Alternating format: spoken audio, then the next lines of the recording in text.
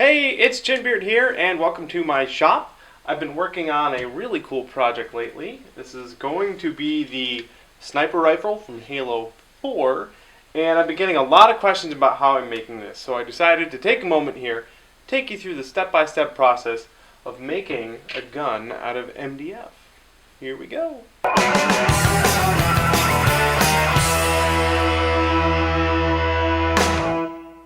So here's my materials. This is MDF, or medium density fiberboard, and you can get it from just about any hardware store. And it's fairly cheap. It's super thick and sturdy. It comes in many thicknesses. I like to use 1/4 inch, 1/8 inch, and 1/2 inch. I also have PVC pipe. Now this guy says it's 3/4 of an inch, but it has an outer diameter of 1 inch, which is what I really needed. So I did a whole blueprint of this guy and I printed it up full size, and this is what has become of it. I started with a big piece that was the whole sort of part right here, and that's what I used to cut out this out of 2 pieces of 1/2 inch MDF that were glued together. So I got the basic shape blocked out for that. Now each layer as I go out from the inside is cut from a different thickness of MDF. So for example, this layer right here I figured out was a 1/4 inch, and that guy is right there. You can see how I use these detail parts to sort of drill in these holes. I added a part right there and I cut that out with my scroll saw, and I'll keep doing that. I'll take this main piece right here and I'll keep hacking pieces off and cutting them into different thicknesses and different levels on the gun. One trick I like to use is to keep all of my cutout template pieces in a folder like this so that I can close it up and keep them without losing them. A lot of times I'll end up with really tiny pieces like this here that could get lost. So I'll keep them in a folder like that, and that way they don't get flung around the shop. For cutting out the template pieces, I use just a normal X-Acto knife and a metal ruler. And I just line them up and cut them out. Sometimes this can be the most time-consuming part because you want to make sure that your lines are nice and straight, just like that. Now eventually this will be broken down into smaller pieces as I work on the detail. This bigger piece I will use for that one layer there. This particular piece I know needs to be about 1/8 of an inch thick on either side, and I need 2 of them. So what I'll do is I'll layer 2 pieces of 1/8 inch MDF like that for my templating. I like to use double stick tape like this to tape the 2 pieces together, and then I'll cut them out at the same time. That way they will be identical.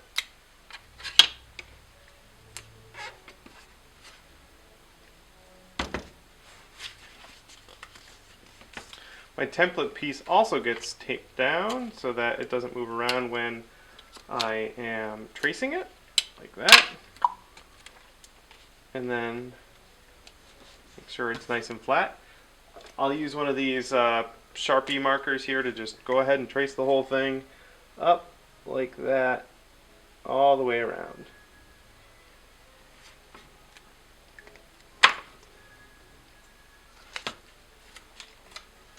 Just like that, we've got our shape and we're ready to cut it out.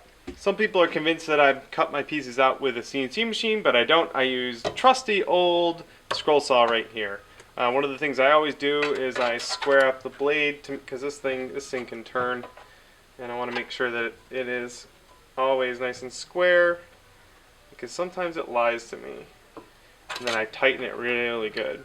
If I were to cut this at a slight angle, then one piece would be a different size than the other piece, and that would be no good. And then I cut it with a relatively thin blade to get nice edges, and I take my time because it's very easy to screw this up. Also, this is MDF and it has formaldehyde in it, and that's terrible. So use a respirator whenever you're going to kick up MDF dust.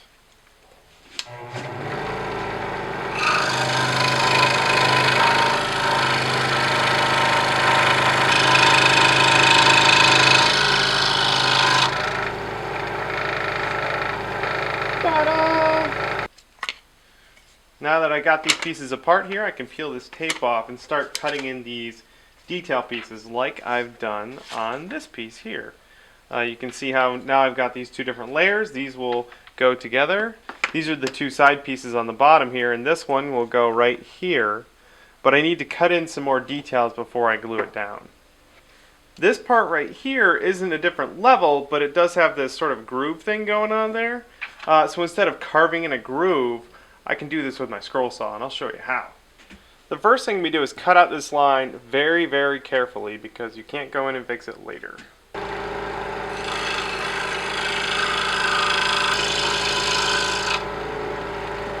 Next, each of these edges gets beveled just a little bit, and for interior bevels like this, I like to use this tiny round file, and for exterior ones like this, I can use a flat file like this guy here. I'll file them down and then I'll sand them so they're nice and smooth.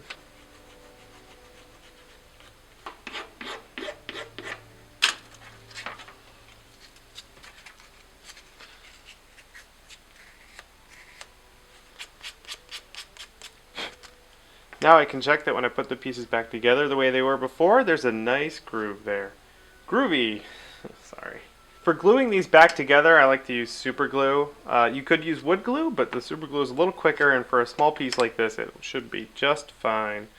So this gets a little bit of glue like this.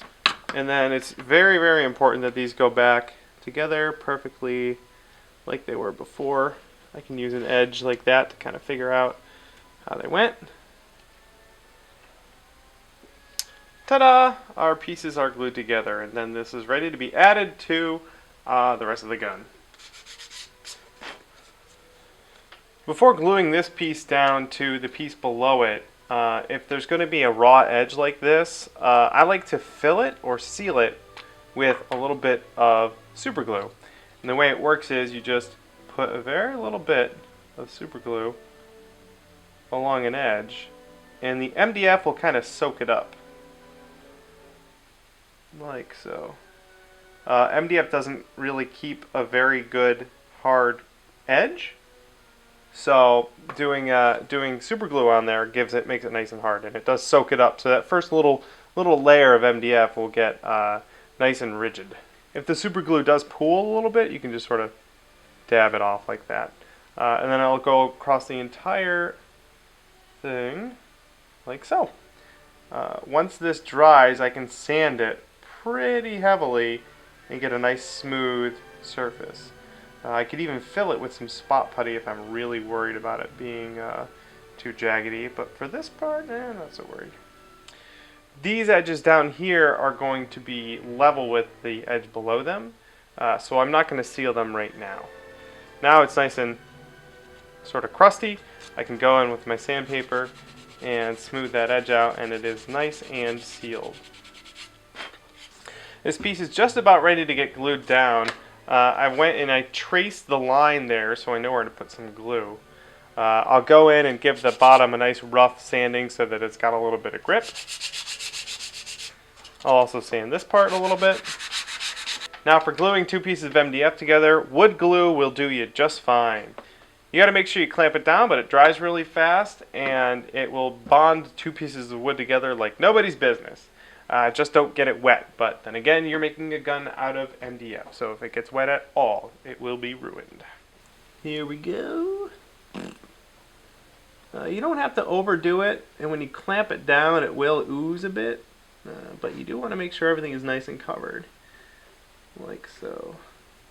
Then this piece gets put on there, like so, and you give it the clamps. Give it the clamps, see? Like so.